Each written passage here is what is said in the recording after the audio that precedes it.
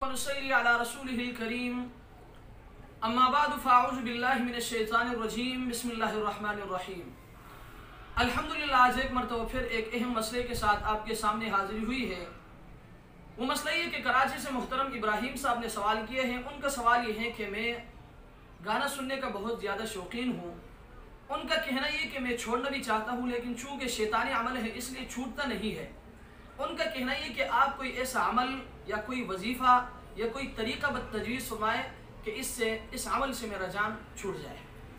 तो मसला ये कि सबसे पहले ये बात अपने ज़हन में रखें कि ये एक इख्तियारी अमल है और इख्तियारी अमल के लिए कोई ख़ास वजीफ़ा तो नहीं है। अलबत्ता आप अपना हिम्मत ज़रूर इस्तेमाल करें। इंशाअल्लाह आप हिम्मत करेंगे इस गुनाह को छोड़ने का, अल्लाह की मदद आपके साथ शामिल हाल होगी। और साथ साथ दो चीज़ें हमेशा अपने ज़हन में रखें।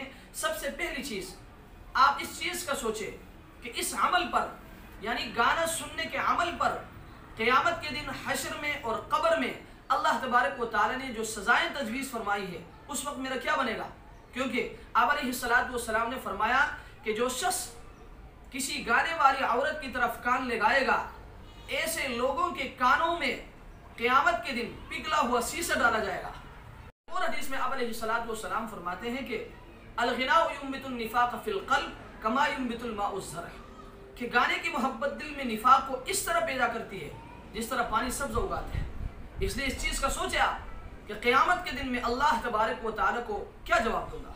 और इसके साथ साथ निहायत ही खुशू के साथ, निहायत ही आजिज़ी के साथ और इल्तिजा के साथ अल्लाह से दुआ करें। मुझे अल्लाह की ज़ात से उम्मीद है कि रफ्ता रफ्ता इस अमल से आपकी जान छूट जाएगी। अल्लाह तबारक व तआला हमें समझने की और इस कबीह अमल से अल्लाह तबारक व तआला तमाम मुसलमानों की हिफाजत फरमाए और हम सबको इससे बचने की तौफीक अता फरमाए। व आखिरु दावाना अनिल हम्दुलिल्लाहि रब्बिल आलमीन।